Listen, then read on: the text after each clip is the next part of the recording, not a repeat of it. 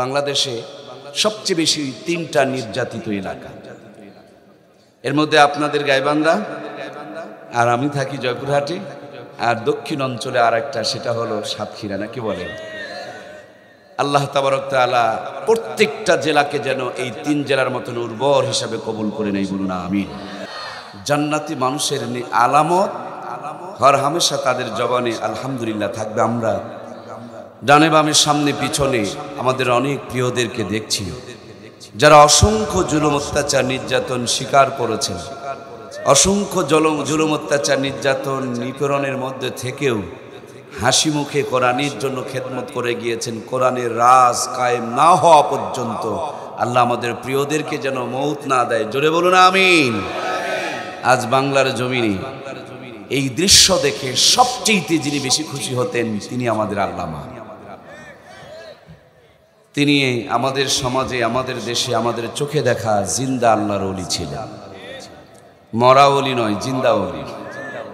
তিনি বলেছিলেন আমাবস্যার কথা, আমরা 16 বছর আমাবস্যার অন্ধকারে ছিলাম, ঠিক কিনা? তিনি বলেছিলেন গোড়ার মধ্যে 16 কোটি আছে, হালকা করে একটু নাড়া দিলে দিল্লি মামু বাড়ি গিয়ে চলে যাওয়া।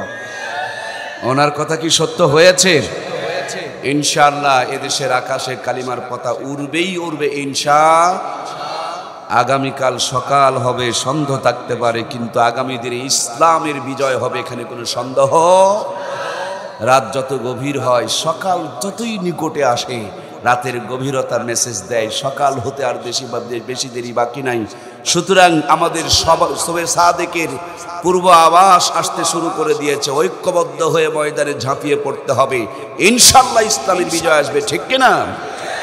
আল্লাহ তাআলা আমাদের সকলকে ইসলামের সৈনিক হিসাবে কবুল করুন, বলুন আমিন। আমরা আল্লামার নাম শুনেছি, তিনি আমাদের কাছে এত সম্মানী কেন? এই কোরআনের জন্য গোটা পৃথিবীকে কোরআনের তাফসীরের সাথে পরিচয় করিয়ে দিয়েছেন। বাংলাদেশের প্রত্যেকটা আনাচে কানাচে হাজার হাজার মাহফিল হয়, লক্ষ লক্ষ ওলামায়ে কেরাম বয়ান করেন। প্রত্যেকের বয়ানের ধাঁচ, প্রত্যেকের বয়ানের ধরন, প্রত্যেকের বয়ানের এক মূল যে পরিকল্পনা, প্রত্যেকটা পরিকল্পনার সাথে আল্লামার যেন একটা সংযোগ এবং ভালোবাসা রয়েছে। আল্লাহ তাআলা এই সমস্ত কোরআনের মাহফিলগুলোর ওসিলা করে জান্নাতি নূর দিয়ে তার কবরকে ভরপুর করে দেখ, জোরে বলুন আমিন। সম্মানিত প্রাণপ্রিয় ভাইয়েরা, আজকে আপনাদের সামনে কোরআনুল কারীমকে সামনে নিয়ে মাদ্রাসা কর্তৃক আজকের এই মাহফিলগুলো আয়োজন করা হয়েছে। আমরা ইদানিং বাংলাদেশে 2024-এর যে মহান স্বাধীনতা দেখলাম, তো এই স্বাধীনতাতে যারা নেতৃত্ব দিয়েছে আপনারা সবাই জানেন, প্রত্যেকের গোড়ার সম্পর্ক, নারীর সম্পর্ক, শিকড়ের সম্পর্ক আল্লাহর কোরআনের সাথে। সুবহানাল্লাহ বলেন। কতটুকু দেশের প্রেম কলিজায় থাকলে বন্দুকের সামনে বুক টান টান করে দিয়ে বুকের তাজা রক্ত ফেলে জমিনকে স্বাধীন করেছেন। সুবহানাল্লাহ। সম্মানিত প্রাণপ্রিয় ভাইয়েরা আমার, আমরা জানি আমাদের এলাকায় ওই গরু ছাগল মারা গেলে সেটাকে মাটি দিয়ে দেওয়া হয়, ওর উপরে একটা কলা গাছ লাগিয়ে দেওয়া হয়। এই গরু ছাগলটা মাটির সঙ্গে যখন মিশে যায়, তো মাটির মধ্যে এমন একটা পাওয়ার তৈরি হয়, একটা তেজ তৈরি হয়, একটা স্পিরিট তৈরি হয়, যেটা সার দিয়ে, গোবর দিয়ে ওই গাছের মধ্যে এই পরিমাণ শক্তি নিয়ে আসা যায় না। কলার ঘাউর সহ অন্যান্য পাতাগুলো এত বেশি কালো হয়, যেটা হাজার গাছের থেকে আলাদা দেখা যায়। বাংলার জমিনে আলেমদের রক্ত পড়েছে, তারা জেলখানার মধ্যে ধুকে ধুকে মরেছে, তারা আমার ভাইয়েরা ওই জালেমদের আয়না ঘরের মধ্যে জুলুম অত্যাচার নির্যাতন সয়েছে, ফাঁসির কাষ্ঠের মধ্যে তারা হাসি মুখে ঝুলিয়ে পড়েছে। এই তাদের জুলুমের কারণে আর মজলুমদের রক্তের ফোঁটা চোখের পানির বদলতে বাংলার জমিন স্বাধীন হয়েছে। কথা বলুন ঠিক কিনা? আমরা আব্রাহার হস্তি বাহিনী দেখি নাই, কিন্তু 24-এর স্বাধীনতা দেখেছি। আমরা ফেরাউনের পতন দেখি নাই, কিন্তু জালেম শাহীর 16 বছরের প্রতিষ্ঠিত জুলুমের পতন দেখেছি, ঠিক কিনা? সুতরাং প্রিয় ভাইয়েরা, এই বিজয় আমাদেরকে ধরে রাখতে হবে, এই বিজয় আমাদেরকে কাজে লাগাতে হবে। ছোট্ট একটা ইতিহাস বলি, বাংলার জমিন 80 বছরের ভিতরে আমরা প্রায় 4 বার স্বাধীন হলাম। আমরা যখন ভাগ হয়েছিলাম না, ভারত বাংলা পাকিস্তান যখন একসাথে ছিল তখন আমাদের উপরে জুলুম করত ইস্ট ইন্ডিয়া কোম্পানির নাম দিয়ে ইংরেজেরা জুলুম করত। এদেশের মজলুমেরা, ভারত উপমহাদেশের মজলুমেরা কোরআন সুন্নাহর ভিত্তিতে ওলামা ইকরামের নেতৃত্বে তারা যখন জালেমদের জুলুমের প্রতিবাদ করলো তো দেশ স্বাধীন হয়ে গেল। কিন্তু স্বাধীনতার পরে দেখলাম কি অল্প দিনেই যেন স্বাধীনতাটা হারিয়ে গেল। তার মানে যে আলেমদের নেতৃত্বে স্বাধীন হলো সে আলেমদেরকে যখন আমরা ক্ষমতায় দিতে পারলাম না, আবার যখন জালেমের দোসরেরা ক্ষমতায় বসে গেল, অল্প দিনেই আমাদের স্বাধীনতা হারিয়ে গিয়েছিল, ঠিক কিনা? তারপরে আমরা দেখলাম পাকিস্তানি হানাদারের মুখোশ ধরে আরো একদল জালেমেরা আমাদের উপরে জুলুম করতে শুরু করে দিল। সেই পর্যায়ে আমরা দেখলাম কি যে ওই জুলুমের প্রতিবাদ আমরা যখন গড়ে তুললাম, আমাদের দেশ স্বাধীন হলো। স্বাধীনতার পর ওই জালেমের মতনে আর একজন মুসারু, তাসারু, গাঁঝারু, এই সমস্ত বাটপারদেরকে যখন ক্ষমতায় দিলাম, যেই জায়গার থেকে বের করে নিয়ে আসলাম আবার সে জায়গায় দেশ চলে গেল। অল্প কিছুদিন পর আবার স্বাধীন হলো। এরপর স্বৈরাচার এরশাদ চাচার একটা ভিত্তি প্রতিষ্ঠিত হয়ে গেল। তিনি স্বৈরতান্ত্রিকভাবে আমাদের সমস্ত অধিকারকে কেড়ে নিয়েছিল। আমরা আবার রুখে দাঁড়ালাম, স্বাধীন হলো। এরপর আবার দেখলাম এরশাদ চাচার স্বাধীনতার পর স্বাধীনতার দোহাই দিয়ে এই মাফিয়া খুনি হাসিনারা ক্ষমতায় এসেছিল। কথা বলুন ঠিক কিনা? সব ধরনের নির্যাতন, এমন কোন নির্যাতন পৃথিবীতে হয় না। পৃথিবীর মানচিত্রে, পৃথিবীর ইতিহাসে আয়নাঘর কেবলমাত্র শুধুমাত্র এই খুনি মাফিয়ারাই তৈরি করেছে। আজ পর্যন্ত কোনো জালেম তৈরি করতে পারে নাই, ঠিক কিনা? আরো অনেক ইতিহাস আছে যেগুলো বলার মতন আমাদের সময় নেই। আমার প্রিয় ভাইয়েরা, এদেশের মানুষ 16 বছর জুলুম সহ্য করার পর স্বাধীনতা অর্জন করেছে। কিন্তু আমি তো বড় টেনশনে আছি, স্বাধীনতা থাকবে কয়দিন, স্বাধীনতা টিকবে কয়দিন? কারণ ওরা সবগুলো মামু বাড়িতে গিয়ে ষড়যন্ত্র করছে। কথা বলুন ঠিক কিনা? মামুরাও ভিতরে ভিতরে ষড়যন্ত্রের জাল বুনতে আছে, ফাঁক দিয়ে। আপনারা জানেন আমেরিকার নির্বাচন হয়েছে, একজন পাগলকে তারা ক্ষমতায় বসিয়েছে। আমেরিকার মানুষ কিছু না বুঝলেও এতটুকু বুঝেছে যে একজন মহিলার চাইতে পাগল, কয় না গো, একজন মহিলার চাইতে পাগল। তার মানে ওরা পাগলের নেতৃত্ব মানতে রাজি আছে, কিন্তু মহিলার নেতৃত্ব মানতে রাজি। এই জন্য মহিলাকে লাল কার্ড দেখায়া পাগলের পক্ষে তারা সাপোর্ট দিয়েছে। কথা বলুন ঠিক কিনা? এই পাগল আবার এই সেই পাগল না, এই পাগল আবার জম পাগল, ফুল পাগল, পুরাই পাগল, আপ টু বটম পাগল। এই পাগল আবার দেখি আমাদের বুবুজানের সাথে একটু লিয়াজু করতে চাচ্ছে। যতই লিয়াজু করুক, আমরা যদি ঐক্যবদ্ধ থাকি সমস্ত পাপ পাগলামির দাঁত ভাঙা জবাব দেওয়া হবে, ঠিক কিনা? এই জন্য প্রিয় ভাইয়ের, আমাদেরকে সংঘবদ্ধ থাকতে হবে, ঐক্যবদ্ধ থাকতে হবে। মূল কথা হলো স্বাধীন হচ্ছে 4 বার। স্বাধীনতা হারিয়ে যাচ্ছে কেন? স্বাধীন করছি যাদের নেতৃত্বে, স্বাধীন হচ্ছি যাদের নেতৃত্বে, তাদেরকে আমরা ক্ষমতার গুরুত্বপূর্ণ চেয়ারগুলোতে যখন বসাইতে পারছি না, ওই জালেমদের সঙ্গী সাথীরা যখন ওই চেয়ারগুলোতে বসে যাচ্ছে, যেই জায়গা থেকে আসছে সেই জায়গাতে আবার দেশ চলে যাচ্ছে। সুতরাং 2024-এর যে মহান স্বাধীনতা অর্জন হয়েছে, এই স্বাধীনতাকে এই রক্তের সাথে যদি বেইমানি করতে আমরা না চাই, বাংলাদেশের প্রধানমন্ত্রীর চেয়ার থেকে নিয়ে, মন্ত্রীর চেয়ার থেকে নিয়ে, এমপির চেয়ার থেকে নিয়ে, চেয়ারম্যানের চেয়ার থেকে নিয়ে, মেম্বারের চেয়ার থেকে নিয়ে, প্রত্যেকটা চেয়ারে কোরআন সুন্নাহর আদর্শের আদর্শবান মানুষগুলোকে যদি বসাইতে পারি, বাংলাদেশে আর কোনোদিন নতুন করে রক্ত ঝরবে না, আয়না ঘর প্রতিষ্ঠিত হবে না, আর নতুন করে যুদ্ধও করতে হবে না। এই স্বাধীনতা আমরা সারা জীবন ধরে রাখতে পারবো। এটাই আমাদের নাজাতের জড়িয়ে হয়ে যাবে, ঠিক কিনা? সুতরাং এই স্বাধীনতাকে কি আমরা ধরে রাখতে চাই? কারা কারা চাই? 2টা হাত তুলে আল্লাহকে দেখাই, লিল্লাহে তাকবীর। হাতগুলি এভাবে একটু নাড়া দেন। আর আজিম থেকে আমাদের রব দেখছেন, লিল্লাহে তাকবীর। দুনিয়ার মুসলিম, আওয়ামী লীগ, বিএনপি, এক হও, এক হও। আওয়ামী লীগ, বিএনপি, জামাত, জাতীয় পার্টি, তাবলীগ, পাবলিক, দলিন, জল্লিন, আল্লাহ আমাদের কবুল করুক, বলুন আমিন। আরো ওয়াজ লাগে? সব মুসলমান যদি এক হয়ে যায় আর কোনো ওয়াজ লাগে? আমার প্রাণের ভাইয়েরা, আল্লাহ আমাদেরকে বানিয়েছেন, আমরা সবচেয়ে কি কাজ করলে ভালো থাকবো এটা বেশি জানেন কে? তিনি আমরা ভালো যেন থাকি এই জন্য একটা কিতাব পাঠিয়েছেন, একটা বই পাঠিয়েছেন, একটা ক্যাটালগ পাঠিয়েছেন, একটা জীবন বিধান পাঠিয়েছেন। নাম কি? কোরআন। আল্লাহ তাআলা কোরআন পাঠালেন আমাদের জন্য, যে এইটা ফলো করে যদি আমরা চলি সবচেয়ে আমরা ভালো থাকব। কিন্তু আমেরিকা বলছে না আমাদেরকে ফলো করে চলো তাইলে ভালো থাকবা, রাশিয়া বলছে না আমাদেরকে ফলো করো আরো ভালো থাকবা, চায়না বলছে আমাদেরকে ফলো করো তার চেয়ে ভালো থাকবা, ভারত বলছে আমাদেরকে ফলো করো আরো বেশি ভালো থাকবা।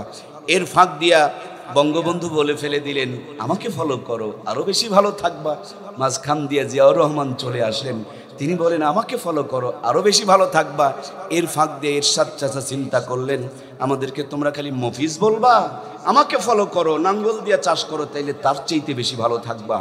আমরা এতদিন ধরে সব কিছুকে ফলো করে দেখেছি, এরা শান্তি তো দিতে পারে নাই, বরঞ্চ অশান্তির আগুনে আমাদেরকে জ্বালিয়ে পুড়িয়ে ভস্ম করে দিয়েছে। কথা বলুন ঠিক কিনা? সুতরাং যতদিন সামনে বেঁচে আছি কোরআন দিয়ে জীবন পরিচালিত করব, সেই জন্য আমরা কাজ করে যাব ইনশাআল্লাহ। আমার প্রাণপ্রিয় ভাইয়েরা, নবীর পিছনে একজন ব্যক্তি নামাজ পড়তেন, জব্বা পড়তেন, মাথার মধ্যে টুপিও রাখতেন, মুখে দাড়িও রাখতেন, সব ঠিক ছিল, কিন্তু মোহাম্মদ নেতৃত্ব দিবে এই জায়গাটা তিনি মেনে নিতে পারত? এই জন্য তিনি মদিনার সবচেয়ে বড় মুনাফিক ছিলেন, নাম ছিল আব্দুল্লাহ ইবনে উবাই ইবনে সুলুল। সব ঠিক ছিল, খালি নেতৃত্বের জায়গাটাই আপত্তি ছিল। আমাদের দেশে মোল্লাদের পিছনে নামাজ পড়বে, মোল্লাদের মতন টুপি পরবে, মোল্লাদের মতন পাঞ্জাবি পরবে, মোল্লাদের সাথে মিলাদ পড়তে যাবে, মোল্লাদের সাথে দাওয়াত খাবে, কিন্তু মোল্লারা দেশ চালাবে এইটা কথা বলছেন না কেন? এইটা এই দেশের অনেক মানুষ যদি চাইতো তাহলে বাংলাদেশে কোনোদিন জালেমরা ক্ষমতায় যেতে পারতো না, ঠিক কিনা? চায় না বলেই আজ বাংলার ইতিহাসে একবারও কোনোদিন ইসলামী দলগুলো ক্ষমতায় গিয়ে দেশ পরিচালনা করতে পারলো না। তার মানে ওই জামানায় নবীর পিছনে সব কাজ করার পর রাষ্ট্রীয়ভাবে মুহাম্মদের নেতৃত্ব চলুক, এইটা না চাওয়ার কারণে সে যদি ওই জামানার বড় মুনাফিক হয়ে থাকতে পারে, আমিও নামাজ পড়ে, রোজা করে, হজ করে, যাকাত দিয়ে, তাসবিহ পড়ে, তাহাজ্জুদ পড়ে কোরআনের বিপক্ষে যদি অবস্থান হয়, ইসলামের বিপক্ষে যদি আমি জিল মেরে থাকি, সাপোর্ট করে থাকি, বুঝতে হবে আমি নির্ভেজাল এই জামানার টাটকা মুনাফিক, এখানে কোনো সন্দেহ। সুতরাং আমরা কি আমাদের নামটা মুনাফিকের খাতায় রেখে দিতে চাই? তাহলে ইসলামী আন্দোলনের কর্মী হয়ে কাজ করা দরকার আছে না নাই? আমরা কার বান্দা? আমরা কার উম্মত? মুহাম্মদ রাসূলুল্লাহ সাল্লাল্লাহু আলাইহি ওয়াসাল্লামের উম্মত। আমাদের সংবিধান কি? বিএনপি। আমাদের সংবিধান আওয়ামী লীগ। আমাদের সংবিধান জাতীয় পার্টি। আমাদের সংবিধানের নাম কি?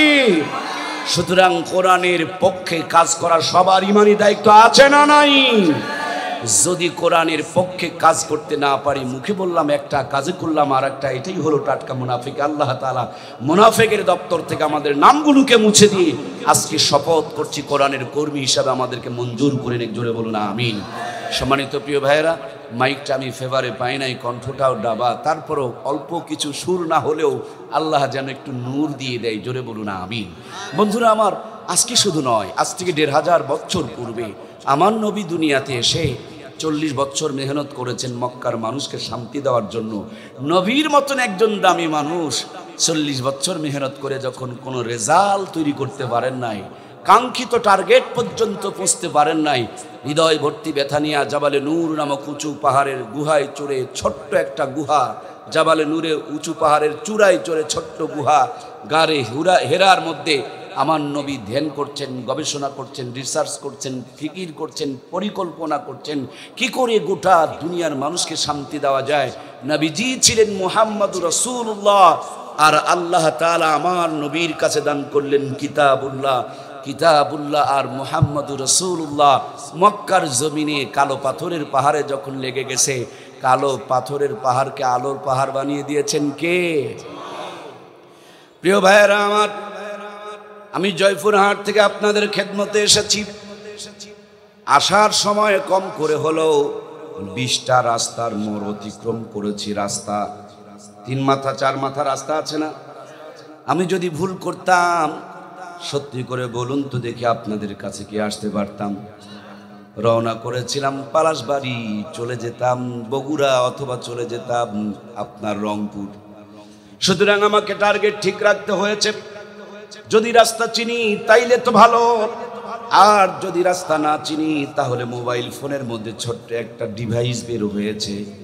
এই ডিভাইসটা দিয়ে লোকেশন ঠিক করে যখন নেটটাকে অন করে দিবেন, যেখানেই থাকেন, দিনে থাকেন আর রাতে থাকেন, ওই লোকেশনটা রাস্তা দেখাবে, গাড়ি আপনার গন্তব্য পর্যন্ত পৌঁছে যাবে। এই দুনিয়ার 60 বছর 70 বছরের জিন্দেগি পাড়ি দিতে গিয়া প্রত্যেকটা রাস্তার মোড়ে মোড়ে আপনাকে বিপদগ্রস্ত করার জন্য শয়তান এবং শয়তানের দলবল সমাজের মধ্যে আছে না নাই? এরা মদের বোতল নিয়ে হাজির হবে, এরা বিড়ি নিয়ে হাজির হবে, এরা গাঁজা নিয়ে হাজির হবে, এরা ফেন্সিডিল নিয়ে হাজির হবে, এরা বাবা ইয়াবা নিয়ে হাজির হবে, এরা নগ্ন মহিলা সেজে হাজির হবে, এরা আবার আপনার আমার সামনে টাকার লোভ দেখায় হাজির হবে, যাতে করে আপনি আমি জান্নাতের পথে না থাকতে পারি, ধোকায় পড়ে জাহান্নামের দিকে চলে যায়। এই জন্য প্রত্যেকটা ধাপে ধাপে আপনার আমার সামনে শয়তানি ষড়যন্ত্র আছে না নাই? ভাইয়েরা আমার, আল্লাহর বান্দারা যেন পথভ্রষ্ট না হয়, আল্লাহর বান্দারা যেন জাহান্নামের মধ্যে না যায়, সেই জন্য কোরআনুল কারীম নামক সফটওয়্যারখানা দান করেছেন কে? এই কোরআন নামক সফটওয়্যারটা ডাউনলোড করে হৃদয়ের মধ্যে সেটআপ দিয়ে নিন। এই কোরআনুল কারীম নামক সফটওয়্যারটা ডাউনলোড করে মেমোরির মধ্যে সুন্দর করে একটু ইনস্টল করে নেন। এরপর আপনার সন্তানকে ডাক্তার বানায়া দেন, ডাক্তারি করবে, আবার জান্নাতের পথেই ঠিক চলতে থাকবে। সন্তানকে মাস্টার বানিয়ে দেন, মাস্টারিও করবে, নামাজও পড়বে। ইঞ্জিনিয়ার বানিয়ে দেন, ইঞ্জিনিয়ারই করবে, জান্নাতের পথেই চলতে থাকবে। ঠিক কিনা? কিন্তু কোরআন বাদ দিয়া যদি ডাক্তার বানান, দেখবেন বানিয়েছিলেন ডাক্তার, ডাক্তার হয়ে গিয়েছে বাটপার। হাসপাতালে গেলে গরিব বড় কষ্ট করে তার কাছে চিকিৎসার জন্য যায়, দেখবেন ডাক্তার চোখে দেখে না, কলমে লেখে না, কথাও পর্যন্ত বলে না এবং শোনে না। ওই ডাক্তার বৈকাল বেলা 500 টাকা 700 টাকা যখন ভিজিট পায়, ডাক্তার আব্বা আব্বা বলে ডাকা শুরু করে দেয়। ঠিক কিনা? জনগণের ট্যাক্সের টাকা দিয়া যেই ডাক্তারকে বিদেশ থেকে ডাক্তারি পড়িয়ে নিয়ে আসা হলো, জনগণের চিকিৎসা বাদ দেওয়া প্রাইভেট সেন্টার, কোচিং সেন্টার চালু করে ফেললো, প্রাইভেট ক্লিনিক চালু করে ফেলে দিল। একটা জ্বরের বড়ি লিখে দিলেই আল্লাহর বান্দার জ্বর সেরে যাবে। তারপরও 15টা ওষুধ লিখে দিল। পরীক্ষার দরকার ছিল না, তারপরও 13টা পরীক্ষা দিয়ে দিল। বুকে হাত দিয়ে বলুন তো দেখি মুসলমানের সন্তানরা, ডাক্তার যদি বুঝে শুনে একটার পরিবর্তে 15টা ঔষধ লেখে, ডাক্তার যদি বুঝে শুনে একজন গরিব মানুষকে 12টা 10টা করে পরীক্ষা দিয়ে থাকতে পারে, বলুন তো দেখি ওই ডাক্তারি পয়সাগুলো কি তার জন্য হালাল হতে পারে? বানিয়েছিলেন ডাক্তার, ভিতরে কোরআন না থাকার কারণে হয়ে গেছে বাটপার। আমার দেশে অনেক মাস্টার আছেন, অনেক স্যার আছেন, স্কুলে গিয়ে বাচ্চাদেরকে লেখাপড়া করাই, সারাদিন লেখাপড়া করাই, কিন্তু স্কুলে পড়ার পর বাচ্চাগুলো পাস করতে পারে না। স্যারের বাড়িতে ছোট্ট করে একটা প্রাইভেট সেন্টার আছে, কোচিং সেন্টার আছে, মুরগি ঘরা আছে। ওটা কি বোঝা যাচ্ছে? নাই নাই নাই, বড় বিল্ডিং এ কাম হয় না, ছোট্ট একটা প্রাইভেট সেন্টার, কোচিং সেন্টার, মুরগি ঘরা তৈরি করে রাখছে। এখানে কিন্তু সারাদিন পড়ায় না, মাত্র আধা ঘন্টা পড়ায়। কথা কি বোঝা যায়? 5 ঘন্টা পরে রেজাল্ট হয় না, আধা ঘন্টা পড়লেই পাশ করে ফেলে দেয়। তাহলে বোঝা গেল স্যারের মাথায় মাল আছে। স্যার আসল জায়গায় সাপ্লাই না করে মামু কামাই করার জন্য মুরগি ঘরায় সাপ্লাই করে। বলুন তো দেখি, দায়িত্ব পালন না করে যেই বেতনগুলো স্যার আমার তুলে তুলে খায়, ওই বেতনগুলো কি হালাল হতে পারে? হারাম টাকা দিয়া যদি তার বউকে শাড়ি কিনে দেয়, ওই শাড়ি পরে ভাবি আপনাকে পৌঁছ দিয়া দেখাবে না। যেদিন আপনি অফিসের কাজে ঢাকায় যাবেন, সেই দিনই রিক্সায় চড়ে পলাশবাড়ি শহরে গিয়া খালি পৌঁছ দিয়া দেখাবে পাবলিকের টাকা হক আদায় করে না, তার জন্য বউ দিয়া হক আদায় হয়। ঠিক কিনা? আমার প্রাণপ্রিয় ভাইয়েরা, আমার দেশে বহু ইঞ্জিনিয়ার আছে, রডগুলো বিক্রি করে দেয় আর রডের পরিবর্তে বাঁশ ঢুকায়া দেয়। বাঁশ ঢুকানোওয়ালা ইঞ্জিনিয়ার দেশে নাই। বহু ইঞ্জিনিয়ার আছে, রড বিক্রি করে দিয়ে বাঁশ ঢুকায়া দেয়। ইঞ্জিনিয়ারের মাথায় যদি কোরআনের সফটওয়্যার থাকতো, রড বিক্রি করতে গেলেই রেড সিগন্যাল দেয়া বলতো, না না না, হারাম কখনো আরামে রাখবে না, এই দুনিয়ায় শেষ নয়, পরকালে তোমাকে তার হিসাব দিতে হবে। হারাম কামাই করে বইয়ের জন্য অট্টালিকা বানাবা, আইফোন কিনে দিবা, ওই আইফোন দিয়া পরক্রিয়া করবে, তোমার কপালে অশান্তির আগুনে জ্বলবে। হারাম কামাই করে সন্তানকে বিশ্ববিদ্যালয়ে পড়াবা, সন্তানকে আমেরিকায় পাঠাবা, জাপানে পাঠাবা, জার্মানে পাঠাবা, সন্তান তোমাকে এক ঢোক পানিও খাওয়াবে না, বুড়া বয়সে বৃদ্ধাশ্রমে ফেলে আসবে। কথা বলুন ঠিক কিনা? এই জন্য প্রিয় ভাইয়ের আমার, আমি ডাক্তার চাই, আমি মাস্টার চাই, আমি ইঞ্জিনিয়ার চাই, আমি এমপি চাই, আমি মন্ত্রী চাই, আমি রাষ্ট্রপতি চাই, কিন্তু মুসলমান হিসাবে প্রত্যেকটা মানুষের ভিতরে আল্লাহর কোরআনের সফটওয়্যারখানা থাকার দরকার আছে না নাই?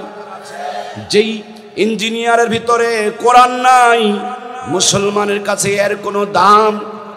যেই এমপির কাছে কোরআন নাই, মুসলমানের কাছে এটার কোনো বেল। যেই রাষ্ট্রপতির কাছে কোরআন নাই, মুসলমান কিন্তু তার কাছে থাকতে পারে না। এই জন্য বন্ধুরা আমার, যে মাটিতে বসে আছেন, এই মাটি দিয়া যদি রাস্তা বানান, ধুলা হয়ে যাবে। এই মাটি যদি পানিতে ফেলে দেন, কাদা হয়ে যাবে। কিন্তু এই মাটিকে সুন্দর করে খামিরা বানায়া, ইটের একটা ফার্মায় ঢুকায়া, রোদের মধ্যে কয়েকটা দিন শুকায়া, লিমিটেড টেম্পারেচার মেনটেন করে তাপ দিবেন। আগে ছিল মাটি, ইটের ভাটার থেকে বের করার পর হয়ে গেছে খাঁটি। আগে পানিতে ফেলে দিলে গলে যায়, এখন ইটের ভাটার থেকে বের করে পানিতে ফেলে দিলে গলে যায় না, শক্ত হয়। ভাই কথা কি বোঝা যায়? গলে যায়, গলে যায়। ইটের ভাটার থেকে বের করার পর পানিতে ফেলে দিলে গলে যায়। ডানে বামে সামনে পিছনে মানুষগুলো বসে আছে। কেউ সামান্য টাকার বিনিময়ে ঈমান বিক্রি করে দেয়, আর এই সামনের চেয়ারের মানুষগুলোর কলিজায় কোরআন থাকার কারণে জুলুম, অত্যাচার, নির্যাতন করলে ঈমান আরো বেড়ে যায়। সুবহানাল্লাহ বলেন। এটাই তার বাস্তব প্রমাণ। কেউ আলেমদের চামড়া খুলে নিব আমরা স্লোগান দিয়ে রাস্তায় লাফিয়ে পড়ে, আবার কেউ আলেমদের পক্ষে নিজের জীবনকে উৎসর্গ করে। কথা বলুন ঠিক কিনা? মূলটা হলো, যার কলিজার ভিতরে কোরআন থাকবে, সে কোনোদিন ইসলামের বিপক্ষে যাইতে পারে। আমার বাড়ির পাশে এক বেচারিকে সাপে কামড়িয়েছিল। ছোট্টবেলাতে দেখতে গেলাম, গিয়া দেখছি ওরজা এসেছে, তাকে বিষ লাগছে কিনা পরীক্ষা করার জন্য কাঁচা ঝাল খেতে দিয়েছে, শুকনা মরিচ খেতে দিয়েছে, নিমের পাতা খেতে দিয়েছে। আল্লাহর বান্দা এগুলো খাচ্ছে আর বলছে আমার কাছে মিষ্টি মিষ্টি লাগে। জিজ্ঞেস করা হলো, সত্যি কি তোমার কাছে মিষ্টি লাগে? সে বলে, হ্যাঁ আমার কাছে সত্যি মিষ্টি মিষ্টি লাগে। ওরজা বেচারি বলছেন, একে জাতিসাপে কামড়িয়েছে, এর রুচি চেঞ্জ হয়ে গেছে, এর রক্ত পর্যন্ত বিষে পানি হয়ে গিয়েছে, এই জন্য তার মুখে এখন তিতা তিতা লাগে না, ঝাল ঝাল লাগে না, এগুলো মিষ্টি লাগতেছে। আমার ভাইয়েরা, সিস্টেম অনুযায়ী বিষটা যখন নামিয়ে ফেললো, এরপর যখন আবার তাকে কাঁচা ঝাল খেতে দেওয়া হলো, নিমের পাতা খেতে দেওয়া হলো, সে মুখে নিয়ে থুথু করে ফেলে দেয়, বলে এখন ঝাল লাগে, এখন তিতা লাগে। মুসলমানের সন্তানের কাছে এখন শাকিব খান, শাহরুখ খান, কিরণমালা, কটকটি আর পাখি ভালো লাগে। বুঝতে হবে মুসলমানের ইমানের ভিতরে নাস্তিকতার ভাইরাস ঢুকে পড়েছে। কথা বলুন ঠিক কিনা? এই মুসলমানগুলো যদি তওবা করে কোরআনের পথে ফিরে আসে, ইসলামী আন্দোলনে ফিরে আসে, এদের কাছে আর কিরণমালা, কটকটি, পাখি ভালো লাগবে না। তখন ডক্টর মিজানুর রহমান আজহারি, আল্লামা মামুনুল হক, তারপরে বড় বড় আল্লাহর ওলিদের জন্য তারা নিজের জীবনকে উৎসর্গ করে দিবে। কথা বলুন ঠিক কিনা? এই জন্য প্রিয় ভাইয়েরা আমার, আমাদের সকলকে কোরআনের কাছে আত্মসমর্পণ করতে হবে। নবীর মতন দামি মানুষ 40 বছর মেহনত করে ফুলফিল রেজাল্ট তৈরি করতে পারেন নাই, যেমনি কোরআন আসছে রেজাল্ট শুরু হয়ে গেছে। সুবহানাল্লাহ বলেন। যে ওমর নবীর কাল্লা কাটার জন্য ছুটে চলে যায়, সে ওমর যখন কোরআনের বাণী তার কানে আসলো, হৃদয়টা চেঞ্জ হয়ে গেল, মনটা গলে গেল, আল্লাহর প্রেমে পড়ে গেল, কোরআনের প্রেমে পড়ে গেল, নবীর প্রেমে পড়ে গেল। মরার পরে জান্নাতে যাবে, মরার আগেই জান্নাতের সার্টিফিকেট পাঠিয়ে দিয়েছেন কে? এই জন্য প্রাণপ্রিয় ভাইয়েরা আমার, এখানে যে লাইনগুলো আছে, দুইটা তার দিয়া, একটা নেগেটিভ আর একটা হলো পজিটিভ। এই দুইটা তার দিয়া কারেন্ট যাওয়া আসা করে, এই দুনিয়াতে শান্তি যাওয়া আসা করে। দুইটা লাইন দিয়া একটা লাইন হলো রিজালুল্লাহ, যাদের উত্তরসূরি আমাদের স্টেজের মধ্যে বসা আছেন শরীরা আল্লাহর হাবিবেরা, আমার প্রিয় ভাইয়েরা।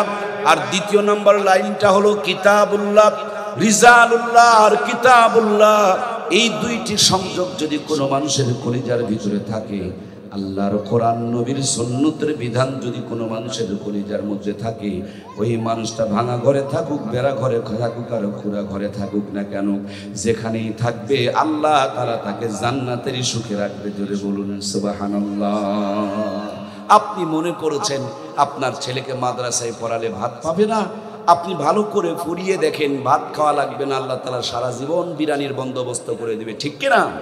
ছোট্ট একটা গ্রামেও যদি একজন ইমাম ইমামতি করে, খেয়াল করে দেখবেন 30 দিন 30 বাড়িতে 30 রকম হাতে 30 রকম স্বাদে। আর যদি মোটামুটি মাশাআল্লাহ ভালো পরিবারের কোনো আয়োজন থাকে তো তার তো কোনো বর্ণনা নাই। আর একটু যদি বড় আলেম হতে পারে তো দেখবেন এদের সম্মান, এদের মর্যাদা, এদের মর্তবা। আমার প্রিয় ভাইয়েরা, আপনাদের এই পালাশবাড়িতে যদি আল্লামা ডক্টর মিজানুর রহমান আজহারি আসেন, কোনো চার দোকানে ঢুকলে চার দোকানওয়ালা তো বিল নেবে। কিরে ভাই কথা বলছেন না কেন? নেবে। রিক্সায় চললে, পান খেলে, একটা নঙ্গি কিনলে, তার মানে এরা অঘোষিত বাদশা। সুবহানাল্লাহ বলবেন না? আনলিমিটেড, এদের সীমার বাহিরে, লিমিটেডের বাহিরে আল্লাহ তাআলার কোরআনের সাথে থাকার কারণে আল্লাহ ইজ্জত বাড়িয়ে দিয়েছেন। সুবহানাল্লাহ বলেন। আমরা এখানে যদি আল্লামা আসতেন, যদি ওয়াজও নাও করতে পারতেন, জায়গা দিতে পারতেন? আল্লাহু আকবার, কি আকর্ষণ, কি মহাব্বত, কি ভালোবাসা। আমাদের আর একজন ভাই আমির হামজা, নাম শুনেছেন আপনারা? চার দেওয়ালের ভিতরে শ্বশুর বাড়িতে যাওয়ার আগে ওনার যেই জনপ্রিয়তা ছিল, শ্বশুর বাড়ির থেকে বের হওয়ার পর জনপ্রিয়তা কমছে। ছোট্ট আর একটা ভাই রফিকুল ইসলাম মাদানী, নাম শুনেছেন? আহারে কি নাটক! হাতের মধ্যে সিগারেট ধরিয়ে দেওয়া হলো, নগ্ন মেয়েদেরকে জড়িয়ে জড়িয়ে ছবি তোলা হলো, কি না টর্চারটা বেচারিকে করা হয়েছে। ছোট্ট মানুষ খালি লাভ দিয়ে ওঠে। বলুন তো দেখি, শ্বশুর বাড়িতে যাওয়ার পর জনপ্রিয়তা কমেছে না বেড়েছে? এজন্য কোরআনের জন্য, ইসলামের জন্য যে যত জুলুম, অত্যাচার, নির্যাতন স্বীকার করবে, আল্লাহ তার মর্তবা এবং মর্যাদাকে দুনিয়া আখিরাতে বাড়িয়ে দিবে। সুবহানাল্লাহ। আমরা কোরআনের জন্য, ইসলামের জন্য সমস্ত কষ্ট সহ্য করতে রাজি আছি না নাই? প্রত্যেকেই কোরআনের কর্মী হিসাবে কাজ করব ইনশাআল্লাহ। আল্লাহর কোরআন শুধু দুনিয়াতেও নয়, যখন আমরা বিদায় নিয়ে কবরে চলে যাব, এই কোরআনুল কারীম মাথার সামনে দাঁড়িয়ে যাবে, কিয়ামত পর্যন্ত কবরে জান্নাতের ঘুম পাড়িয়ে দিবে। সুবহানাল্লাহ বলেন। অল্প কিছুদিন আগে কুড়িগ্রামের এলাকায় বন্যা এসেছিল, আপনারা অনেকেই গিয়েছিলেন, আমরাও বন্যার্তদের কাছে ত্রাণ দিতে গিয়েছিলাম। আসার সময় ধরলা নদী পার হয়ে আসব, শুনতে পেলাম এখানে ঘুঘু মুন্সির কবর আছে। দেখার জন্য গেলাম মাদ্রাসার মাঠে, একটা গাছের নিচে আল্লাহর ওলি ঘুমিয়ে আছে। মুরব্বীদের কাছে জিজ্ঞেস করলাম ঘটনা কি। তিনারা বলতেছিলেন যে তিনি যখন কোরআন পড়তেন মাথাটাকে নাড়াচাড়া করতেন, তিনি যখন জিকির করতেন তার মাথাটা একটু নড়াচড়া তিনি করতেন। এই জন্য বন্ধুরা তারে মস্কারি করে ঘুঘু মুন্সি বলে ডাকতেন। তার থেকেই তিনি ঘুঘু মুন্সি প্রসিদ্ধ হয়ে গিয়েছিলেন। আল্লাহর ওলি বিদায় নিয়ে চলে গিয়েছেন। নদীর কিনারে তার কবর দেওয়া হয়েছে। প্রায় 30 বছর পর নদীর ভাঙনে যখন কবরটা ভেঙে গিয়েছে, রাখালেরা গরু চড়াইতে গিয়ে দেখে একটা লাশ বের হয়ে এসেছে। এলাকার লোকজনকে খবর দিলে কবর থেকে লাশটা তোলার পর মুখ থেকে কাফনের কাপড় সরায়া দেখে 32 বছর পূর্বেকার লাশ, একটা পশম পর্যন্ত নষ্ট হয় না। এ কোরআন শুধু দুনিয়াতেই মর্যাদা বাড়ায় না, এ কোরআন কবরেও আপনাকে আমাকে নিরাপত্তা দেয়। কোরআন যদি আপনার জীবনে জড়িয়ে থাকে, কোরআন আপনাকে সুপারিশ করে জান্নাতে নিয়ে যাবে। জান্নাতে যাওয়ার পর আল্লাহর পক্ষ থেকে একজন ঘোষক ঘোষণা করে বলবে, ইকরা ওয়ারাতিল কামা কুনতা তুরাতিল ফিদ দুনিয়া। ও আল্লাহর জান্নাতের বান্দা বান্দি, যেইভাবে দুনিয়াতে একটা একটা করে আয়াত পড়েছিলে, আজকে একটা একটা করে আয়াত পড়ো আর এক এক তালা বিশিষ্ট জান্নাত অর্জন করো। সুবহানাল্লাহ। এজন্য প্রিয় ভাইরা আমার, আমরা আজকে থেকে একটু চেষ্টা করে একটা করে আয়াত পড়তে পারবো কিনা? চেষ্টা করলেই পারবো। আয়াত যাদের জানা আছে একটু অর্থগুলো শেখার চেষ্টা করব। অর্থ যাদের জানা আছে একটু ব্যাখ্যা বিশ্লেষণগুলো করব। যেই ঘরে কোরআনুল কারীম তেলাওয়াত হয়, কিছু থাক আর না থাক, ওই ঘরে রহমত আর বরকত চালু করে দেন কে? এই তো ফেলে আসা মাত্র 50 বছর পূর্বেকার কথা একটু স্মরণ করিয়ে দেই। যেই দিন কারেন্ট চিরানো ছিল না, যেই দিন হাতে হাতে মোবাইল ফোন ছিল না, যেই দিন আমরা ডিজিটাল স্মার্ট আধুনিক অত্যাধুনিক ছিলাম না, কিন্তু কোরআনের তেলাওয়াত ছিল, 5 ওয়াক্ত নামাজ ছিল, হালাল রুজি ছিল, ইসলামের সাথে গভীর সম্পর্ক ছিল। ভাঙা ঘরে মাসকালার ডালের তেলানি হয়েছে, এক বাড়িতে তেলানি করলে গোটা গ্রামগঞ্জে মোহিত হয়ে পড়েছে। একদিন আতপ চালের বিরিয়ানি খেলে 2 দিন পর্যন্ত হাত থেকে সুগন্ধ ছড়িয়েছে। একদিন ইলিশ মাছ আর পান্তা ভাত খেলে 3 দিন পর্যন্ত হাত থেকে সুঘ্রাণ ছড়িয়েছে। ওই নানি দাদিদের স্মৃতিচারণে পহেলা বৈশাখ উদযাপন করি আমরা। 6 টাকার কেজি ইলিশের মাছ 6,000 টাকা দিয়ে সাগর থেকে আমদানি করে নিয়ে আসতেছি আমরা। নরমাল চুলা ভেঙে দিয়ে গ্যাসের চুলা ঢুকিয়েছি আমরা। সাধারণ বাড়ি ঘরগুলোকে 5 তলা 7 তলা বিল্ডিং বানিয়েছি আমরা। মূর্খ নানি দাদিদের নাতনিদেরকে আমরা MA পাস BA পাস করিয়েছি। কত উন্নতি করেছেন গুণে শেষ করতে পারবেন না। 6,000 টাকার কেজি ইলিশের মাছ বরফ দিয়ে প্যাকেটিং করা, এরপর গ্যাসের চুলায় বসে ডিগ্রি পাস বউ 6 তলা বিল্ডিংয়ে বসে বসে সুন্দর করে রান্না করে। রান্নার পর খাবার সময় নাকি নিয়ে চেক করতে হয় ইলিশ না সিলভার কাপ, ঠিক কিনা? আগে কি সুন্দর দিন কাটাইতাম আমরা। কি যুবক ভাইরা নাই নাকি? আগে কি সুন্দর দিন কাটাইতাম আমরা, আগে কি সুন্দর দিন কাটাইতাম। ফজর যখন হইতো মজে মাজান দিত, মধুরা জান শুনে বিছানা ছাড়িতাম আমরা, মধুরা জান শুনে ঘুম ছাড়িতাম। যতই থাকুক কাম আগে নামাজ পড়িতাম, হাজার থাকুক কাম আগে নামাজ পড়িতাম। নামাজ পড়িয়া কোরআন পড়িতাম আমরা, নামাজ পড়িয়া জিকির করিতাম। আগে কি সুন্দর দিন কাটাইতাম আমরা, আগে কি সুন্দর দিন কাটাইতাম। জোরে বলুন মারহাবা। আমার ভাইয়েরা, আজ আধুনিক অত্যাধুনিক ডিজিটাল স্মার্ট হতে হতে কোরআন থেকে যতটা দূরে সরে চলে গেছি, যোগ বিয়োগ তাকিয়ে দেখুন আমরা ততটাই যেন জ্বলে পুড়ে মরতেছি, ঠিক কিনা? এই জন্য প্রিয় ভাইয়েরা আমার, আজ থেকে 50 বছর আগে আপনার আমার মূর্খ নানি দাদির বিয়ে হয়েছে। নানু আর দাদুরা তাদেরকে নগদ 500 টাকা পণ দিয়ে 600 টাকা পণ দিয়ে বিয়ে করেছে। ওই নানি দাদির পেটে 12টা 15টা সন্তান জন্ম নিয়েছে। একটা নানি দাদিকেও কসাইখানা নিয়ে পেট চিরে বাচ্চা বের করা দরকার পড়ে। সব কটা সন্তানকে বুকের দুধ খাওয়ায় লালন পালন করেছে। কোটার দুধ তো ছিলই না, গাভীর দুধের দরকারও পড়তো না, বাচ্চার দুধ খেয়ে শেষ করতে পারতো না। এখন ডিজিটাল জামানা, প্রায় বলতে গেলে সব চেয়ার এখন খালাম্মা, ফুবি আম্মা, শাশি আম্মারা দখল করে নিয়েছিল। নিজেদের নিরাপত্তার জন্য ইফটিজিং যৌতুক নারী নির্যাতনের আইন পাশ করেছিল। ওরা আবার নিয়ম করে দিয়েছিল 18 বছর আগে বিয়ে দেওয়া যাবে না, বিয়ের পর পর বাচ্চাও নেওয়া হবে না। 25-30 বছরে যখন একটা পেটে বাচ্চা নিতে চায়, আগের থেকে ভালো একটা গাইনি ডাক্তারের সাথে যোগাযোগ রেখে দেয়। যেমনি পেটে বাচ্চা এসেছে, ECG এক্সরে আলট্রাসাউন্ড শুরু হয়ে গেল। কায়দায় না বেকায়দায়, শুকনাতে আছে না পানিতে আছে, নরমালে আছে না বেকায়দায় আছে, ভিটামিন আছে না নাই, ক্যালসিয়াম আছে না নাই, মিনারেল আছে না নাই, আয়রন আছে না নাই, জিঙ্ক আছে না নাই, হাজার তরিকার পদ্ধতি চালাই, কিন্তু পেটের ভুঁড়িটুকু ঢেকে রাখতে চায়। 5 ওয়াক্ত নামাজ পড়তে তারা চায়, মাথায় তাদের কাপড় খুঁজে পাওয়া যায়। বুক আছে কিন্তু কাপড় দিয়া তাদের 16 আনা বুকটাও ঢেকে রাখতে চায়। এই জন্য যারা রেখেছিল ঢাকা 100% নরমাল ডেলিভারি, আর যারা আধুনিক হতে গিয়ে রেখে দিয়েছেন ফাঁকা, এদের খবর নিয়ে দেখেন 80% ওই খালাম্মা চাষি আম্মাদের উত্তরসূরিদেরকে কসাইখানায় নিয়া পেট চিরে চিরে বাচ্চাগুলো বের করতে হয়। কথা বলুন ঠিক কিনা? এই জন্য প্রিয় ভাইয়েরা আমার, মূল কথা হলো আল্লাহর কোরআন থেকে যত দূরে চলে যাবেন দুনিয়া আখিরাতে তত বেশি পেরেশানিতে পড়বেন। আল্লাহর কোরআনের সাথে নিজেকে যত সম্পৃক্ত করাতে পারবেন, যেখানেই থাকেন সুখে রাখবেন তিনি কে? দেখুন না বন্ধুরা আমার, ঘুষ করে টাকার কোনো অভাব নাই, কিন্তু কপালে শান্তি। রাতের 9টায় 6 লাখ টাকা নিয়ে বাড়িতে যায়, বউ কটকটির সিরিয়াল দেখতেছে, স্বামীর সাথে কোনো সম্পর্ক। কলিং বেলে চাপ দেয়, কাজের মেয়ে দরজা খুলে দেয়, খাবার টেবিলে একা খেতে বসেছে, বিবির হাতে রান্না কপালে জোটে না, কাজের মেয়ে নাক পরিষ্কারও করেছে, সেই হাতেই বানায় রেখে দিয়েছে নরম রুটি, গরম খাসির কলিজা, তারপরে যেন পেটে ঢুকতে চায় না।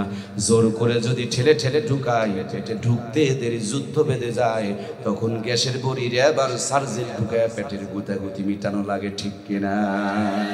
গরিব মানুষ ইমামের খবর নিয়ে দেখো, আলু ভর্তা দিয়া বসায় 3 প্লেট।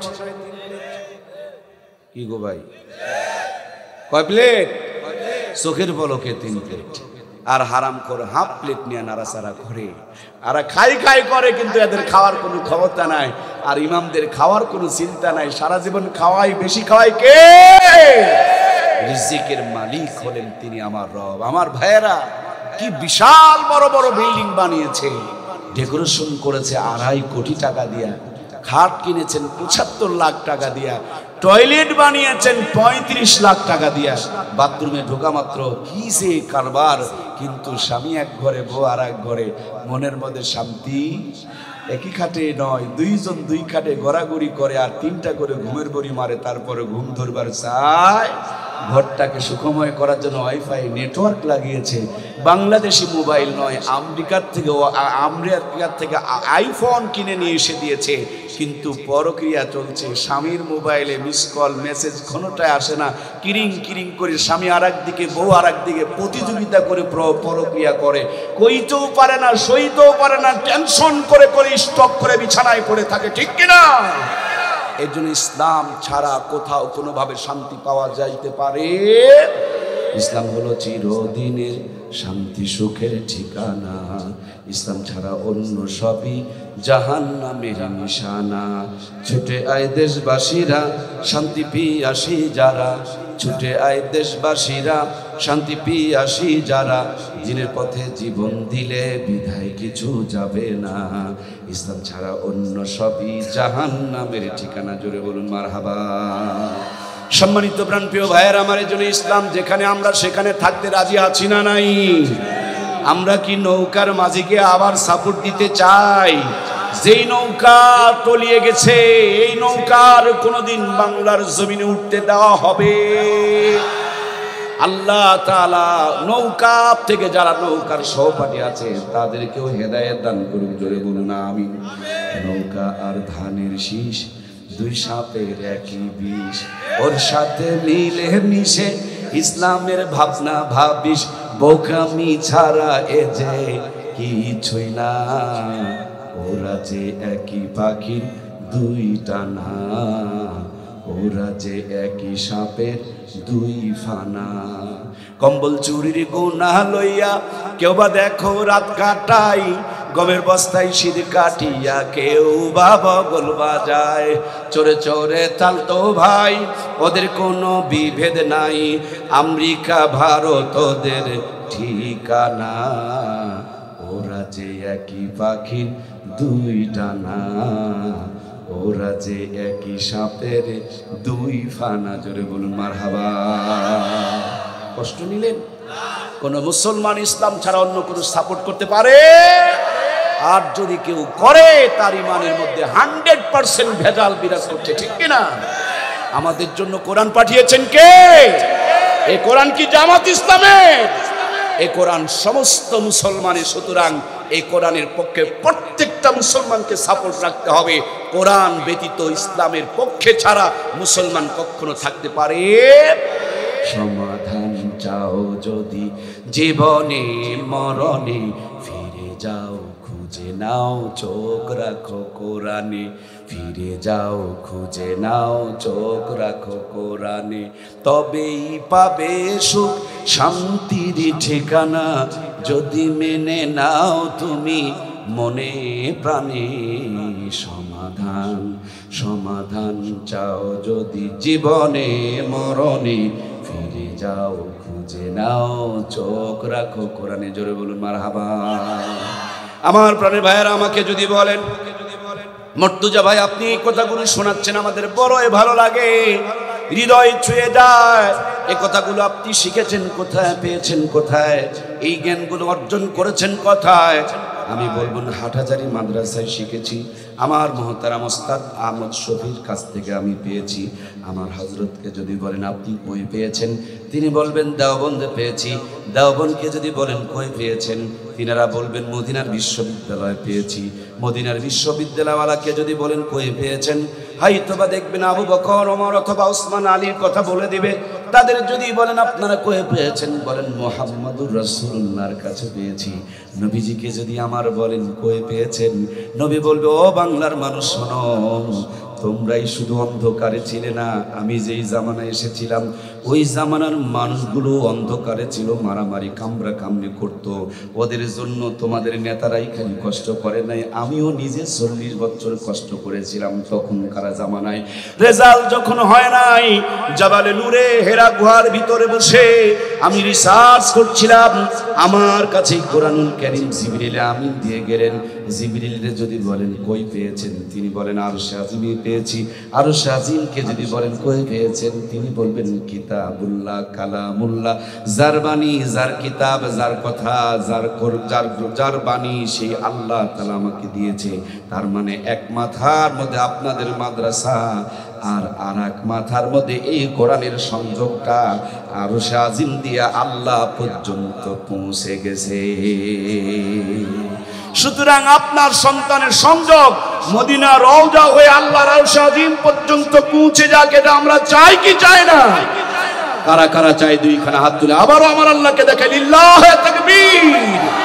হাতগুলি এভাবে একটু নাড়া দেন। মদিনা রওজা থেকে আল্লাহ রাব্বুল আলামিনের হাবিবকে দেখানো হচ্ছে, আরশে আজিম থেকে আমার রব দেখছেন, এভাবে আরো একটু নাড়া দেন। কি সুন্দর জান্নাতের বাগান।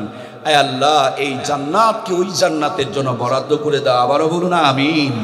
আয় আল্লাহ, কোরআনের খাদেম আমাদের সকলকে বানায় নাও, আমিন। কোরআনের নূরে আমাদের দুনিয়া আখিরাতকে আলোকিত বানিয়ে দাও। আবারও বলুন আমিন। আল্লাহ আমাদেরকে কোরআনের সাথে বেশি বেশি সম্পর্ক কায়েম করার তৌফিক দাও। আবারও বলুন আমিন। আমাদের সকলকে কোরআনের কর্মী বানিয়ে নাও। আবারও বলুন আমিন। সম্মানিত প্রাণপ্রিয় ভাইয়েরা আমার, আপনাদের খেদমতে আলোচনা করছিলাম এই কোরআন যেখানে যেমনি যেভাবে যার সুযোগ সাথে লেগেছে প্রত্যেকটা জিনিসের সম্মান মর্যাদাকে আল্লাহ তাবারক তাআলা বাড়িয়ে দিয়েছে। সুতরাং এই কোরআনের সাথে নিজের জীবনের সম্পৃক্ততা আমরা চাই তো ইনশাআল্লাহ? কোরআনের সুপারিশ নিয়ে আমরা জান্নাতে যেতে চাই তো ইনশাআল্লাহ? তাহলে কোরআনের পক্ষে আমাদেরকে থাকতে হবে। আমাদের কলিজার টুকরা কমলমতি সন্তানগুলোকে ডাক্তার, মাস্টার, ইঞ্জিনিয়ার বানানোর আগে কোরআনের ফরমায়াতে ইমানদার বানাবো। আমি স্কুলের বিরুদ্ধে বলি না, আমি কলেজের বিরুদ্ধে বলি না, কারণ স্কুল কলেজ লাগবে, কিন্তু সবার আগে কোরআন পড়নেওয়ালা মাদ্রাসার দরকার আছে না নাই? কোরআন পড়িয়ে আগে ইমানদারা বানাবো, এরপর স্কুল কলেজ বিশ্ববিদ্যালয়ে পড়িয়ে ডাক্তার, মাস্টার, ইঞ্জিনিয়ার বানাবো। আগে যেমন ইট বানায়, কই যাচ্ছেন আপনারা? আমি দূরের থেকে এসেছি, মেহমান, আগামীকাল মাহফিল আছে, এটা আমার মাথায় আছে, তাই বলে মেহমানকে বসিয়ে রেখে এটা চলে যাওয়া যাবে না। এটা অনেক বড় একটা বেয়াদবি দেখা যায়। আল্লাহর মেহেরবানি, আল্লাহর মেহেরবানি, ইনশাআল্লাহ আমরা একসাথে মোনাজাত করে যাব। আল্লাহ আমাদেরকে কবুল করুন, বলুন আমিন। 3টার জায়গাতে 6টা পর্যন্ত কথা বলা যেত, আমি নতুন হিসাবে কথা বলছি। দেখুন শীতের দিনে আমি ঘেমে গেছি, তার মানে মাইকটা সাউন্ড টানছে না, কণ্ঠ কভারেজ করছে না। আজকেই শুধু শেষ মাহফিল না, আল্লাহ বাঁচায় রাখলে রমজানের আগের দিনও মাহফিল করতে হবে। এমনও অনেক দিন যাচ্ছে, 2টা 3টাও প্রোগ্রাম করা লাগতেছে। সুতরাং প্রিয় ভাইয়েরা, কথা তো আমরা বলি আর মাইকের মাধ্যমে এটা প্রকাশিত হয়। মেসিকে খালি দাওয়াত দিলে হবে না, ভালো একটা ফিল্ডও দেওয়া লাগবে, ভালো একটা বলও দেওয়া লাগবে। খের ঢুকাইয়া বল বানাইয়া দিবেন আর ধানের জমিতে খেলতে লাগাইয়া দিবেন, মেসিও কিন্তু গড়াগড়ি খাবে। এর জন্য একই বক্তা এক এক জায়গায় এক এক মতন ওয়াজ। হয়তোবা আজকে আমার ওয়াজ শুনে আপনারা পরিতৃপ্ত হতে পারবেন না, কারণ এটা আমার জন্য একেবারে ফেভারিট হয় নাই। এভাবে কথা বলা কোনোভাবেই সম্ভব নয়। বেঁচে থাকলে আবার কোনোদিন কথা হবে। যদি আপনাদের আত্মতৃপ্তি না হয়, ইউটিউবে আমার অনেক আলোচনা আছে, শুধু আমার নাম বলবেন, ইউটিউবে আমার অনেক আলোচনা চলে আসবে। আল্লাহ তাআলার কাছে আমরা আলোচনা যেটুকু করছিলাম আল্লাহর হস্তে, সেটি হলো আমাদের জীবনের সাথে কোরআনের সম্পৃক্ততা করাবো। এটা ম্যাগনেট, এটা চুম্বুক, এটা পরশ পাথর, যার সাথে লেগেছে সব জিনিসের দাম বেড়েছে। ছেলের দাম, মেয়ের দাম, নাতনির দাম, ভাইয়ের দাম, বোনের দাম। এদের দাম যদি বানাতে চায়, এদের দুনিয়া আখিরাতকে যদি ঠিক রাখতে চায়, তাহলে এদেরকে আগে কোরআনের ফার্মায় ঢুকায়া ইমানদার বানাবো। এই ছোট্ট কথা কি বোঝা গেছে ভাই? আল্লাহ আমাদের তৌফিক দান করুন, বলুন আমিন। আগে ইট বানাবো, এরপর বিল্ডিং, ব্রিজ, রাস্তা সব বানাবো। আগে ইমানদার বানাবো, তারপর ডাক্তার, মাস্টার, ইঞ্জিনিয়ার সব বানাবো। আজকে আমার দেশে যতগুলো দুর্নীতি হচ্ছে, প্রত্যেকটা দুর্নীতিবাজের পরিযায়ে যদি কোরআন থাকতো, বলুন তারা কি এত বড় বড় দুর্নীতি করতে পারতো? দেশের সম্পদগুলো বিদেশে পাচার করতে পারতো? একটা তরুতাজা টাটকা মানুষ সাহস নিয়ে দাঁড়িয়ে আছে আমার দেশে, স্বাধীন দেশে। আমার ট্যাক্সের টাকা দিয়া পুলিশ চলে, জুতা হয়, মোজা হয়, ক্যাপ হয়, বন্দুক কেনা হয়, বন্দুকের গুলি হয়। সুতরাং সে পুলিশ কোনোদিন আমার বুকে গুলি চালাইতে পারে না, অথচ ঝাঁঝরা করে ফেলে দিল। ওই মানুষগুলোর কলিজায় যদি আল্লাহর কোরআন থাকতো, বলুন তো দেখি, বন্দুকের স্টিকারটা টেনে মানুষের বুককে কি তারা ঝাঁঝরা করে দিতে পারতো? আজ প্রায় 1600 মায়ের কলিজা খালি হয়ে গিয়েছে। তাদের কলিজায় যদি কোরআন থাকতো, তারা মানুষ হয়ে মানুষকে খুন করতে পারতো না। আজকে 16 বছর পর যে চিত্রটা আমরা দেখতে পাচ্ছি, এটাই যদি আওয়ামী লীগ এভাবে আসতো, বাংলার জমিনে লাশের গন্ধে আকাশ জমিন ভারী হয়ে যেত, ঠিক কিনা? এজন্য ইসলাম মানুষের কোনোদিন জুলুম করে না, ইসলাম মানুষের অধিকার কেড়ে নেয় না, ইসলাম মানুষকে শান্তির বার্তা দেয়। যারা ভুল করে, চাপে পড়ে, টেপে পড়ে ওই সমস্ত বাতিলের দিকে চলে গিয়েছিলাম, মসজিদের ইমামের কাছে আসুন, তওবা করুন, ইসলামের কাছে আত্মসমর্পণ করুন। আল্লাহ পিছনের গুনাহগুলোকে মাফ করে দিয়ে কোরআনের সৈনিক হিসাবে কবুল করে নেই, বলুন আমিন। প্রিয় ভাইয়েরা আমার, নবীজির চাচা আমির হামজা রাদিয়াল্লাহু তাআলা আনহুকে শহীদ করে দিয়েছিলেন ওয়াহশী। শহীদ করে দেওয়ার পর মক্কা যখন বিজয় হলো, আল্লাহর হাবিব সাল্লাল্লাহু আলাইহি ওয়াসাল্লাম বললেন, ওয়াহশী তুমি আমার সামনে দাঁড়ায়ও না, তোমাকে দেখলে আমার চাচার কথা মনে পড়ে, তখন আমি তোমাকে কন্ট্রোল করতে পারি না, সুতরাং তুমি আমার সামনে পড়িও না। ওয়াহশী মনে মনে শপথ করেছিলেন, ও আমার রব, আয় আল্লাহ তাআলা, আমার বল্লম দিয়া ইসলামের একজন বড় সৈনিককে আমি শহীদ করে দিয়েছি। আজকে শপথ করলাম, এই বল্লম দিয়া ইসলামের একজন চূড়ান্ত বড় দুশমনকে জাহান্নামে পাঠায়া তার কাফারা আদায় করব। আপনারা জানেন প্রিয় ভাইয়েরা আমার, এই ওয়াহশী মুসাল্লামাতুল কাজ্জাব নামে নবীর পরে আর একজন নবুয়তের দায়িত্ব দাবি করেছিলেন, তাকে জাহান্নামে পাঠায়া তার কাফারা আদায় করেছে।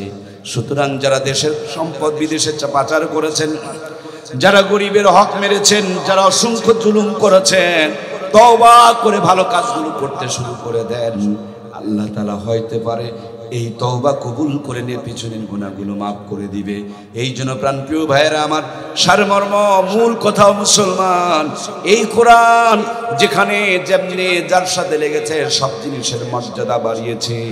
ছেলে মেয়ে ডাক্তার, মাস্টার, ইঞ্জিনিয়ার সব হবে, সবার আগে ইমানদার হবে। ইমানদার কোনো জায়গাতে বাটপারি, চিটারি, 2 নম্বরই বেঈমানি করতে পারে না। আপনারা আরো অবাক হবেন, বাংলাদেশে এই নতুন করে যতগুলো ছেলে ভালো রেজাল্ট করেছে, এদের প্রত্যেকের গোড়ার সম্পর্ক, নারীর সম্পর্ক আল্লাহর কোরআনের সাথে। এই জন্য আপনার সন্তানকে কোরআনের সাথে সম্পৃক্ত করায়া দেন।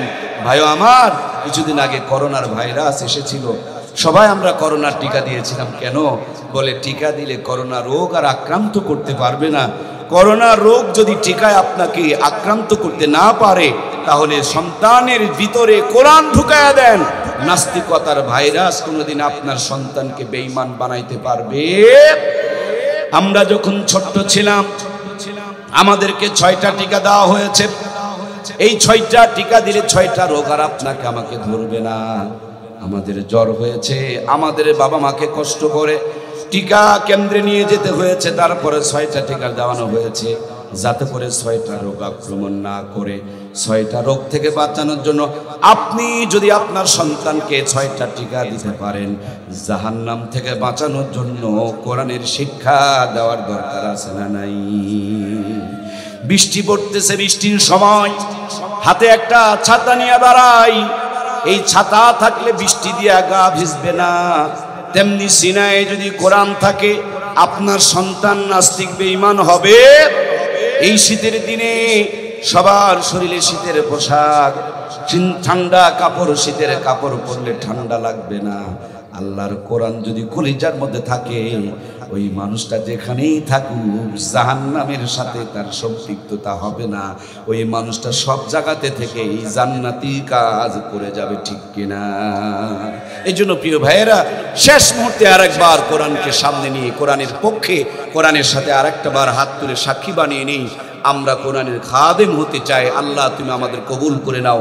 দুইখানা হাত উত্তোলন করেন, লিল্লাহে তাকবীর।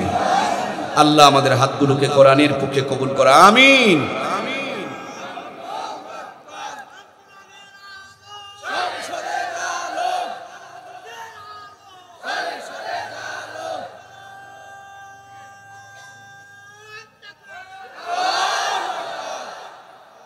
এগুলোই হচ্ছে শাহজালালের উত্তরসূরি। আল্লাহু আকবার। ছোট্ট ছোট পাখি পাথর ফেলে দিয়েছিল, আর আব্রাহার হস্তি বাহিনী ধ্বংস হয়ে গিয়েছিল। 24 সালে এরা পাথরও ফেলে দেয় না, বুকের তাজা বোতামগুলো খুলে দিয়ে বুকটাকে পেতে দিয়েছিল। রক্তের প্রত্যেকটা ফোঁটা আমাদের স্বাধীনতা এনে দিয়েছে, সুবহানাল্লাহ বলেন। এই জন্য যুবকেরা যদি জেগে থাকে, দেশ আর পথভ্রষ্ট হবে না। এই ছাত্র জনতার রক্তের সাথে বেঈমানি করা যাবে না। এই জন্য প্রত্যেকটা চেয়ারে আল্লাহর নবীর ওয়ারিসদেরকে বসাইতে হবে, ঠিক কিনা? ওই চোর বাটপাররা যদি আবার ক্ষমতায় যায়, শুনে রাখো মুসলমান দেশের স্বাধীনতা অল্প দিনে হারিয়ে যাবে, ঠিক কিনা? সুতরাং আমাদের শপথ নিতে হবে কোরআনের পক্ষে, কোরআনের আন্দোলনে, কোরআনের খাদেমদেরকে, নবীর ওয়ারিসদেরকে রাষ্ট্র বঙ্গভবন থেকে নিয়ে শুরু করে একেবারে মেম্বারের চেয়ার পর্যন্ত যদি সেট আপ দিতে পারি, সোনার বাংলা সোনাতে রূপান্তরিত হয়ে যাবে। দুর্নীতি দমন কমিশন লাগবে না, ঠিক কিনা? আমার দেশে সবচেয়ে বড় দুর্নীতি করেছে, সেটি হলো দুর্নীতি দমন কমিশন। তিনি ভিন্ন দলের লোকগুলোর প্রতি নির্যাতন চালিয়েছে, আর নিজের দলের লোকগুলোকে ভিতরে ভিতরে টাকা পাচার করার সুযোগ করে দিয়েছে, ঠিক কিনা? আমার প্রিয় ভাইয়েরা, এই জন্য প্রত্যেকটা মানুষের হৃদয়ের মধ্যে আল্লাহর কোরআন যদি জায়গা করে দিতে পারেন, আর দেশ পথ হারাবে না, আর রক্ত দিতে হবে না, আর অন্ধকার আমাদেরকে গ্রাস করবে না। আবার আল্লামার মতন মানুষগুলোকে জুলুমের অত্যাচার ষড়যন্ত্রের শিকার হয়ে শহীদ হতে হবে না। সুতরাং প্রাণপ্রিয় ভাইয়েরা, আমরা যতদিন বেঁচে আছি আল্লাহর কোরআনের সাথেই থাকবো ইনশাআল্লাহ। মরার পরে যেন কোরআন আমাদের সাথে থাকে, আল্লাহ কবুল করুক, বলুন আমিন। কোরআনের সুপারিশে যেন জান্নাত নসিব হয়ে যায়, আবারও বলুন আমিন। আমরা যেন কোরআনের এক একটা করে আয়াত পরে এক এক তালা বিশিষ্ট জান্নাত অর্জন করতে পারি, আবারও জোরে বলুন আমিন। আমরা স্টেজে দেখেছি অসংখ্য ছাত্রদের মাথায় হেফজ শেষ করার পর পাগড়ি প্রদান করা হয়। আমাদের রক্তের, আমাদের বংশের, আমাদের ভাই বোনদের মাথায় পাগড়ি পরার এই দৃশ্য না দেখা পর্যন্ত আল্লাহ যেন আমাদেরকে কবরে না ডাক দেয়, জোরে বলুন আমিন। আমরা বিল্ডিং বানানোর আগে ইট বানাই, ব্রিজ বানানোর আগে ইট বানাই, তেমনি সব বানানোর আগে ইমামদারা বানাবো। এই জন্য মাদ্রাসায় সম্পূর্ণ মুসলমানের সন্তানদেরকে দিয়ে মুসলমান বানিয়ে এখান থেকে বের করতে হবে। রাজি আছি তো ইনশাআল্লাহ?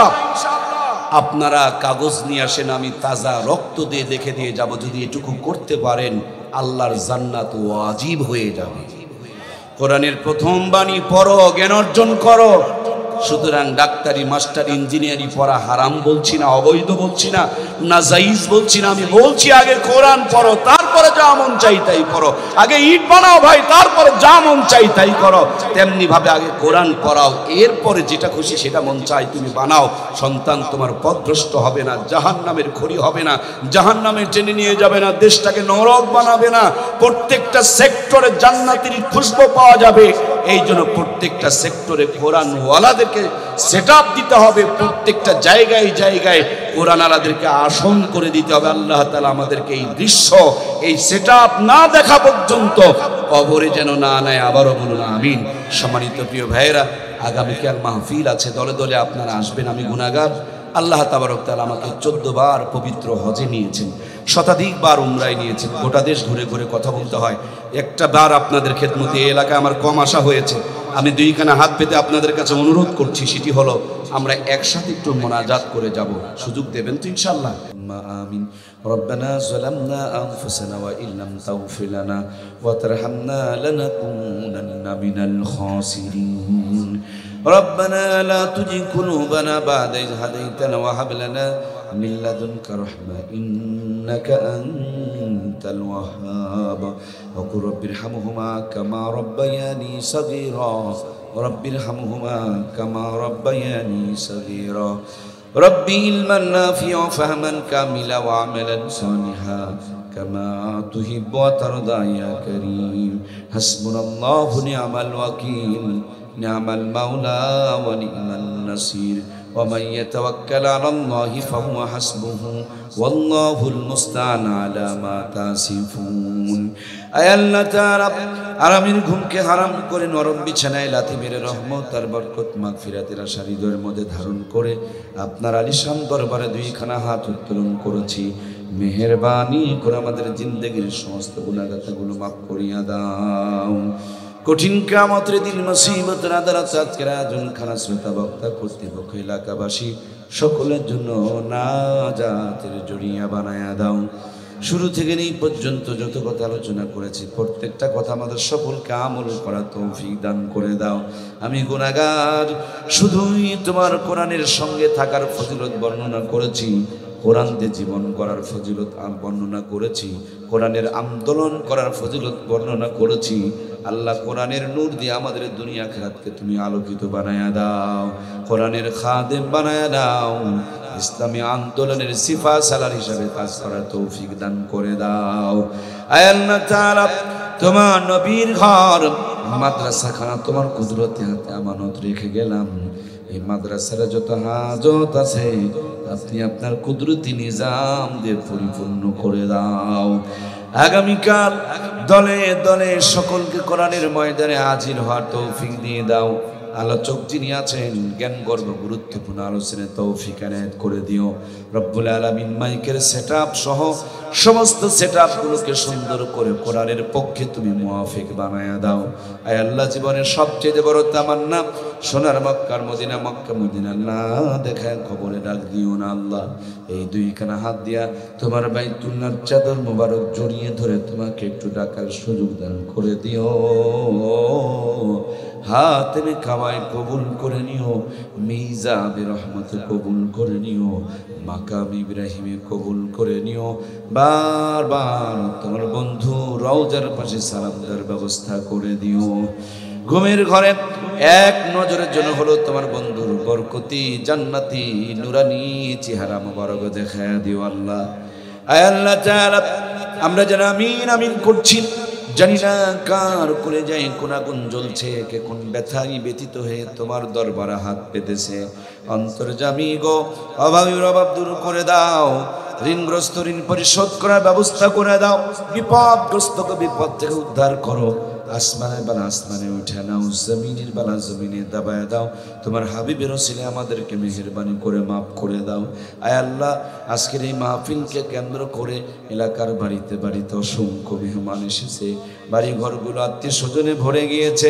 আল্লাহ, যাদের মা বাবা বেঁচে আছে আল্লাহ, ওই মা বাবার জান্নাতি চেহারা দেখে দেখে আত্মাটাকে তারা ঠান্ডা করতেছে। আর যাদের ওই প্রিয় মানুষগুলো বিদায় নিয়ে চলে গিয়েছে, কলিজার মধ্যে ধিক ধিক করে আগুন জ্বলতেছে। আল্লাহ, তুমি তাকিয়ে দেখো, এই দুইখানা হাত দিয়া অনেকেই কলিজার টুকরা আব্বা আম্মাকে জিন্দেগির শেষ গোসল করায়া সাদা কাপড়ের কাপড় পরায়া চিরজনমের জন্য তোমার কাছে অন্ধকার মাটির ঘরে আমানত দিয়ে এসেছি। মনের পর মন মাটি বুকের উপরে চাপায় চাপায় দিয়েছি। কাঙাল ভিক্ষুক এতিম মিসকিনের মতন দুইখানা হাত পেতেছি, তোমারই শিখানো ভাষায় তোমার কাছে ফরিয়াদ করছি। ওকুর রব্বির হামহুমা কামা রব্বায়ানি সগীরা। আল্লাহ মেহেরবানি করে আমাদের আব্বা আম্মার কবরগুলোকে জান্নাতুল ফেরদাউস বানায়া দাও। আল্লাহ বৃদ্ধ মা বাবা যাদের বেঁচে আছেন সুস্থতার সঙ্গে নেক হায়াত দান করে দাও। প্রত্যেকের ঘরে আলিয়ার ফাতিমার মহাব্বত পয়দা করে দাও। সবার ঘরে ঘরে ইমাম হাসান হোসেনের মতন নেক সন্তান পয়দা করে দাও। মেহেরবানি করে যত কল্যাণ দান করো অকল্যাণের হাত থেকে হেফাজত করো। আল্লাহ আপনার হাবিবের উসিলে আমাদেরকে কবুল আর মঞ্জুর করে নাও। সুবহান রাব্বিকা রাব্বিল ইজ্জাতি আম্মা ইয়াসিফুন ওয়া সালামুন আলাল মুরসালিন ওয়ালহামদুলিল্লাহি রাব্বিল আলামিন। আমিন সুম্মা আমিন। বিহাক্কি লা ইলাহা ইল্লাল্লাহু মুহাম্মাদুর রাসূলুল্লাহ সাল্লাল্লাহু আলাইহি ওয়াসাল্লাম।